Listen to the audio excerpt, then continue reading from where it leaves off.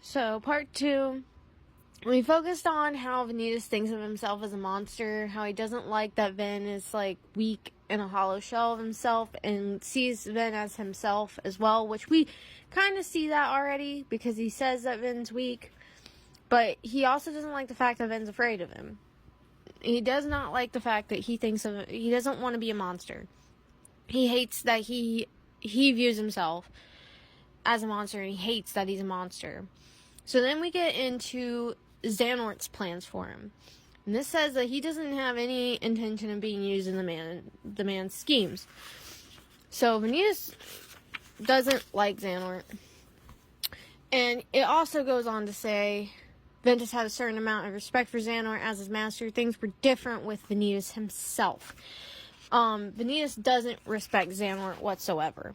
And that will play a very key role in how Xanort gets Vanitas to do what he wants for his plan. Because Vanitas isn't going to do it out of respect or kindness of his heart, because he doesn't really have any of that for Xanort, nor anyone else really at all.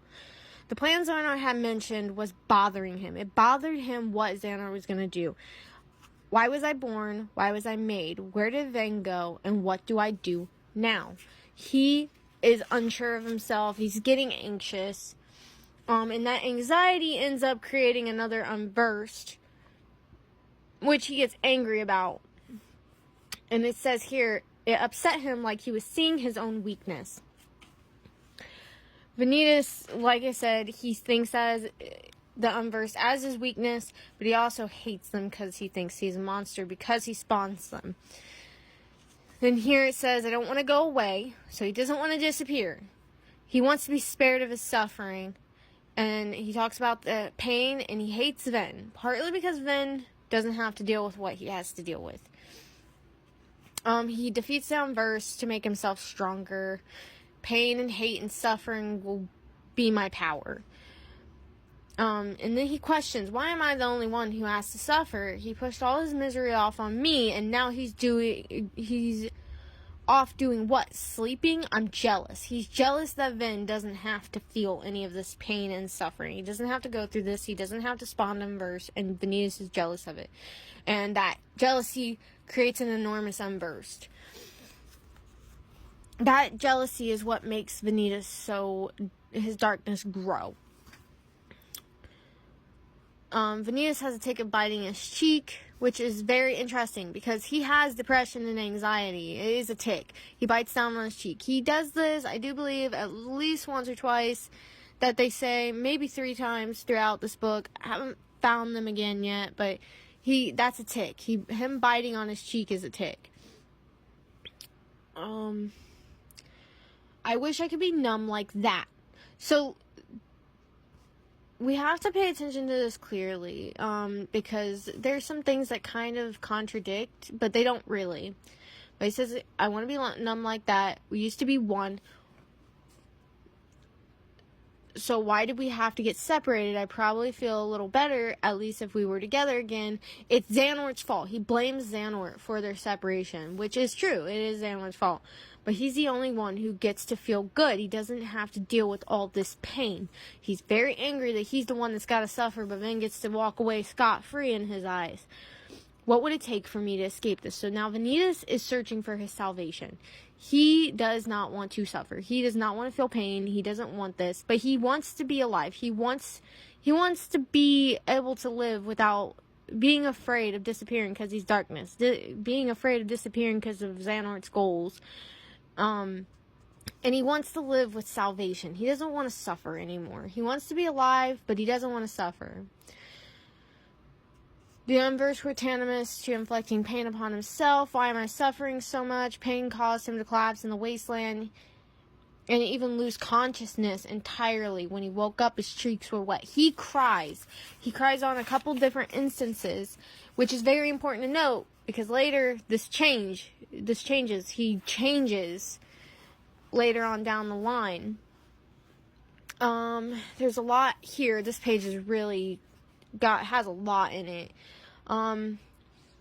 He was sad, lonely, and miserable, but he didn't know what it was to be all those things. He doesn't understand loneliness, misery, or pain, or sadness. Like, he doesn't understand what it means to be lonely. Like, so even though he's feeling lonely, he does not know how to solve this problem. He does not have the skill set to solve being lonely, or even identify, hey, I'm lonely, I do feel lonely, but he doesn't know what would solve that. He doesn't know how to solve it. And there are reasons why I think it may even be harder for him to solve it, and I think part of it is he does think of himself as a monster, and I think he thinks that no one would accept him, and there's reasons behind that, because if you think about it, Aqua, Terra, Vin, Ericus, everyone in Birth by Sleep in the game are out to destroy Vanitas because he's spreading creatures of darkness. Because he's darkness, their solution is to not try to stop him and, like, convince him to stop, not to go after him and to find out what's wrong and why he's doing this stuff. It's not to figure out what his plans are, it's to just destroy him. He is to be destroyed because he is darkness, and darkness is bad, and this is why the whole darkness bad, light good is not good in Kingdom Hearts. It is not a good thought process. Because you have someone who is suffering, someone who doesn't know how to fix these problems. This is communication. This is someone who needs people to interact with. This is someone who needs people in his life, and he just doesn't have that. And even when you go to Birth by Sleep, if he did have that, people would try to destroy him because people see darkness as bad. They're afraid of it. And that's not a good thought process to have at all, because then you have situations like this. They are outliers, but they still exist, and that's still important. He didn't know what else to do. If he didn't snuff out these creatures, he wouldn't be able to feel anything at all. So he's mad at because Ven is numb.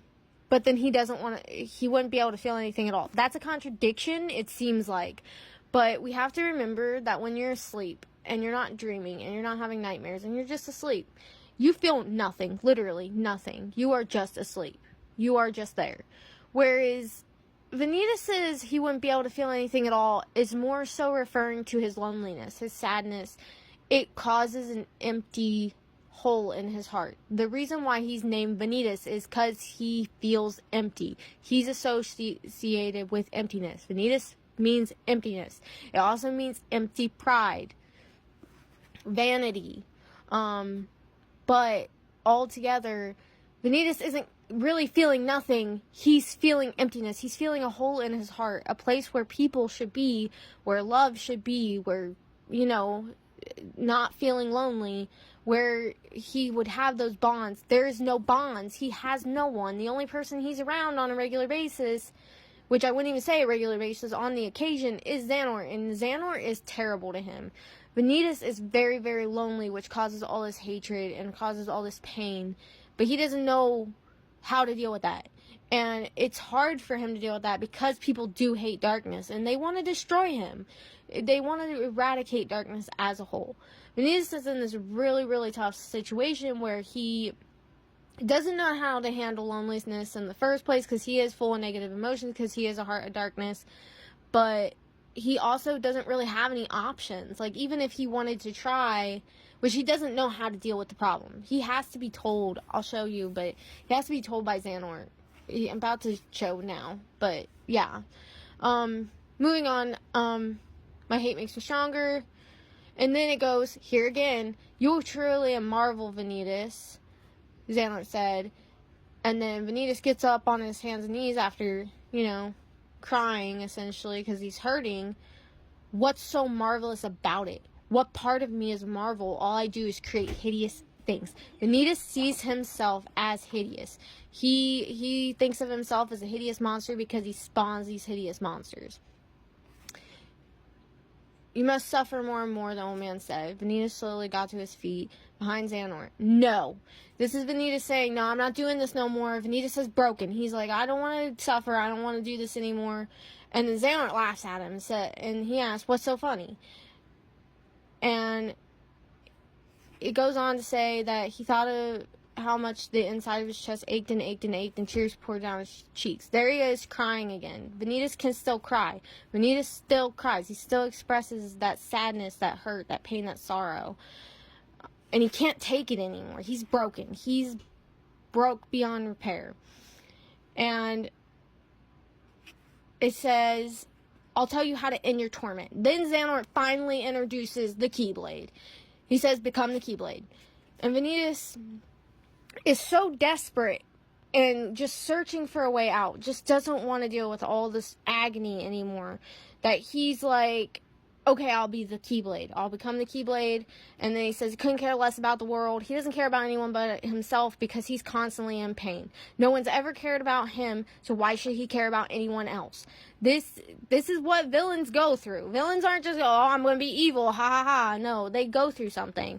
And in this sense, Vanitas is suffering. He's going through this pain and agony. And he finally breaks. And Xehanort uses that to get him to create the Keyblade. And Vanitas is like, I don't care about the worlds. I just want this to end. So, he goes on, I'll become the Keyblade one day. I'll be free of this torment. So, we know that Vanitas wants to become the Keyblade. But, if you pay attention to this, it says, it was a goal, a purpose, a single ray of light shining in the darkness. Vanitas wants the light. He may be darkness, but he wants light. And this shows that he does want this. He does want this. This is the way he thinks. What he really should be doing is making some friends and building relationships. But what he ends up doing is he thinks this is the only way. And he goes after the Keyblade. He wants to become the Keyblade. Now, in the rest of this book, we get a little bit of Ven's point of view. I'll go over that later. But this video is kind of long. But as we know now, Vanitas hates himself. He's suffering. He's lonely. He's in pain. He thinks of himself as weak. We know that he doesn't have any friends. And this all leads into all his suffering and pain and how Xehanort uses that to manipulate him into doing something. Even though Vanitas, is said in the book that he had no intentions of following Xehanort. He does not respect Xehanort. But yeah, that's part 2. I'm going to make a part 3 later, but it might be a little later than this, because there's a lot to go over with Ven and Vanitas' kind of points of view for the rest of the book. But it's very important. But that's the start. That's essentially Vanitas' very beginning. And then we're going to see what he goes through between the time he's created, the 5 years that he's created before Birth by Sleep. So, yeah.